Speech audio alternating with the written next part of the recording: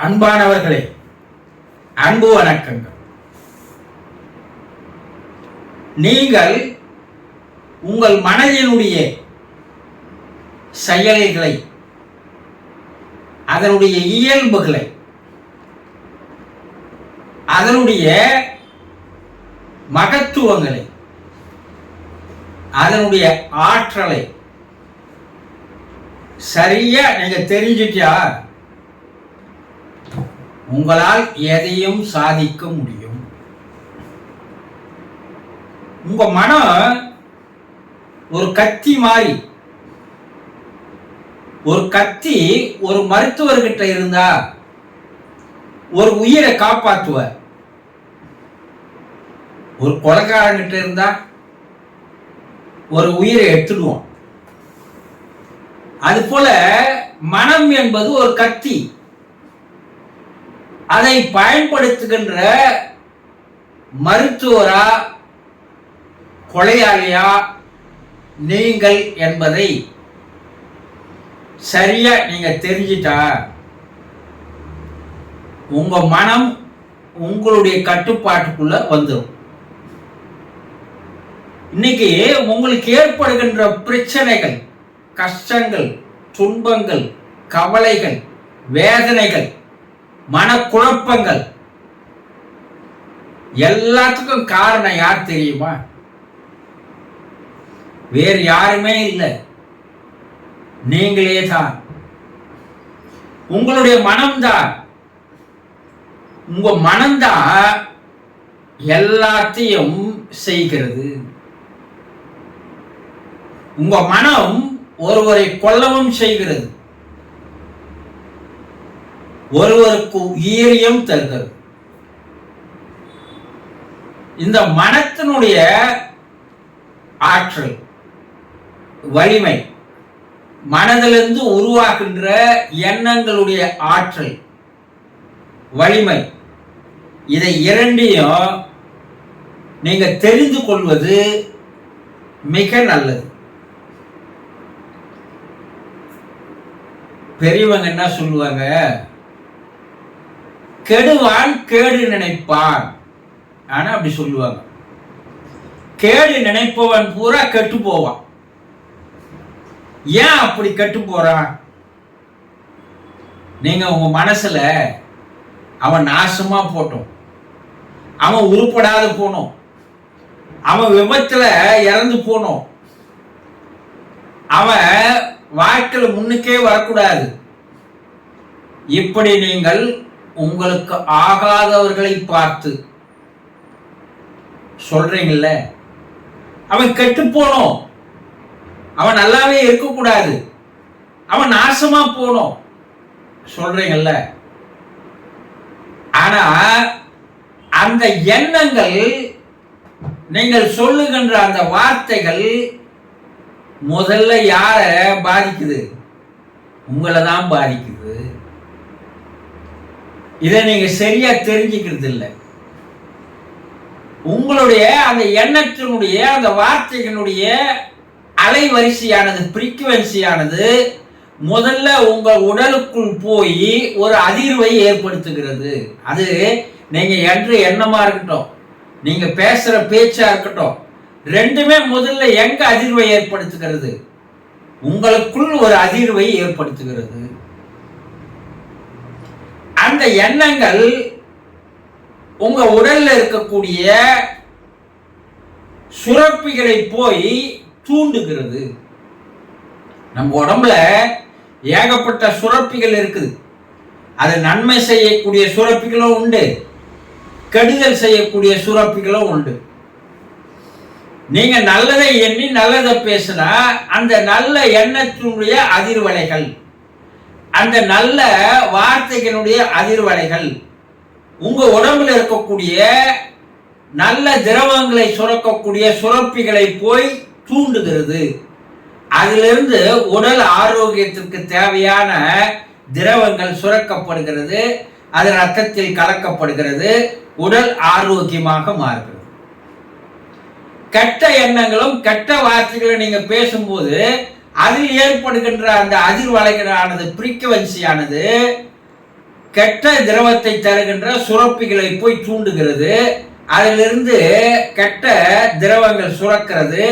அது ரத்தத்தில் கலந்து நரம்புகளில் கலந்து உங்கள் உடலை பாதிக்க செய்கிறது.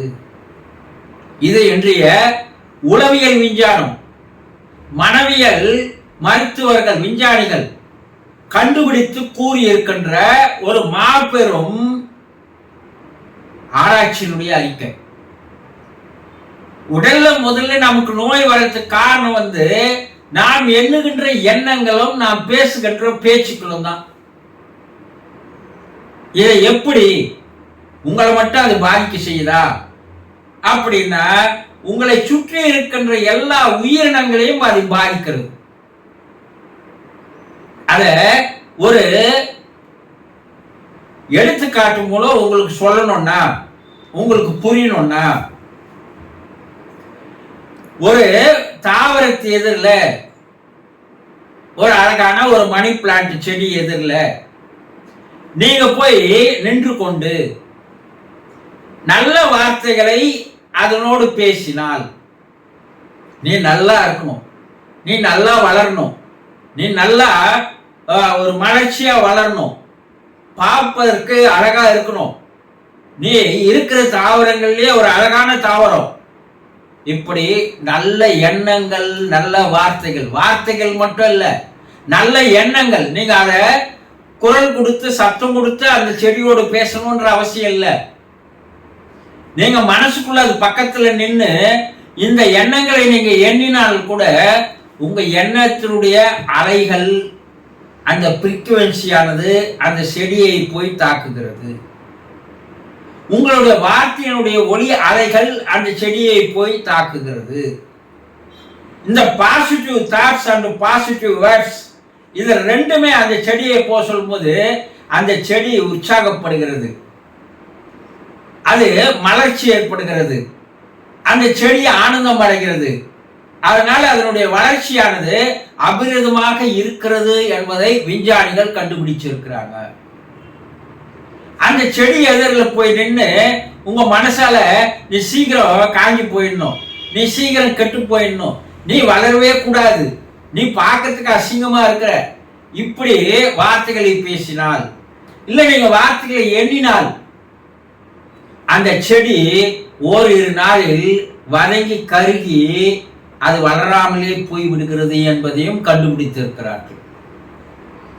ஒரு பழைய திரைப்படம், அது பாலச்சந்தருடைய டைரக்ஷன்ல, டெல்லி கணேஷ் நடிகர் ஒரு வத்திப்பட்டி தொழிற்சாலையினுடைய ஓனரா இருப்பார். அவருடைய அலுவலகத்து மேல, அவர் டேபிள் மேல காலையில அவர் அலுவலகத்துக்கு வந்ததும் அங்க வேலை செய்யற அந்த சிப்பந்தி ஒரு மணி பிளான்ட் செடி எடுத்துன்னு வந்து அவர் டேபிள் மேல வைப்பான். இவரு வார்த்தைகள் இருந்து வருகின்ற வார்த்தைகள் கெட்ட வார்த்தைகளாகவே இருக்கும், ஒண்ணு கூட நல்ல வார்த்தைகள் இருக்காது. ஒவ்வொரு ஊழியரை கூப்பிட்டு கண்டபடி திட்டுவார். அப்படி ஒரு நாளைக்கு ஒரு 50 ஊழியராவது திட்டுவார். சாயங்காலம் பார்த்தா அந்த செடியை டைரக்ஷன்ல காட்டுவாங்க, கருகி வாடி வசந்து போயிருக்கும். அப்ப ஒரு மனிதனுடைய எண்ணங்கள், வார்த்தைகள் ஒரு உயிரை வாழ வைக்கும், ஒரு உயிரை சாகடிக்கவும் செய்யும். உங்களை சுற்றி இருக்கக்கூடிய நபர்களை நீங்கள் வாழ்த்தினால், வேதாத்ரி மகரிஷி அவர்கள் ஒரு அருமையான ஒரு தாரக மந்திரத்தை சொல்லியிருப்பார். என்ன? யாரை பார்த்தாலும் நீங்க வாழ்க வளமுடன் சொல்லுங்கன்னுவார். அந்த வாழ்க வளமுடன் என்ற அந்த வார்த்தையில் இருக்கின்ற அந்த ஒளி அலைகள் ஓங்கார ஒளி அலைகளுக்கு சமமா இருக்கும். அதை சொல்லும் போது முதல்ல உடம்புல ஒரு அதிர்வு ஏற்படுகிறது. முதல்ல நீ நல்லா இருக்கிற, வளமோடு இருக்கிற, நலமோடு இருக்கிற, அந்த வார்த்தைகளை எதிரில் போய் இருப்பவர்களுக்கு அது போய் மோதும் போது அவர்களும் வளமோடு நலமோடு வாழ்வார்கள். இதை தாவரத்திலே ரிசர்ச் பண்ணியிருக்கிறாங்க, நீர்ல ரிசர்ச் பண்ணியிருக்கிறாங்க. நீ நல்ல வார்த்தை பேசினா தாவரம் நல்லா இருக்கு, நீ கெட்ட வார்த்தை பேசினா தாவரம் கெட்டு போகுது. நீ நல்ல வார்த்தை பேசினா நீர் நல்லா புனிதமாக்குது, நீ கெட்ட வார்த்தை பேசினா நீர் கெட்டு போகுது. நீ வளர்க்கின்ற பெட்டு என்று பெட் அனிமல்னு சொல்லுவாங்க. அந்த அனிமலை நீ எந்த நேரம் திட்டிக்கினே இருந்தன்னா அந்த அனிமல் சிக்கு உண்டாவதை காட்டுகிறார்கள். உனக்கு அந்த நோய் வந்துடுது.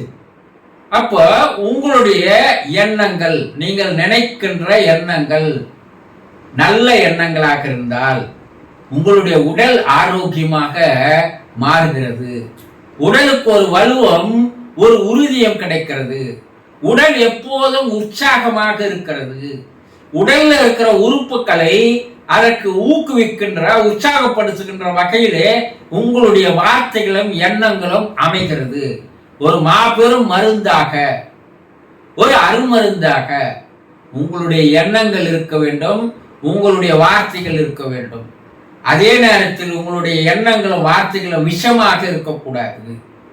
அது மற்றவங்களை அழிக்குதோ இல்லையோ, உங்களை முதலில் அழித்து விடும் என்பதை கவனத்தில் கொள்ளுங்கள். ஆக உங்களுடைய எண்ணங்களும் வார்த்தைகளும் ஒரு உயிரை கொல்லும், ஒரு உயிரை காப்பாற்றும் என்பதை ஒரு நிமிஷம் சிந்திச்சு பார்த்தீங்கன்னா உங்க உடம்பு கெட்டுறதுக்கு விருப்பப்படுவீங்களா?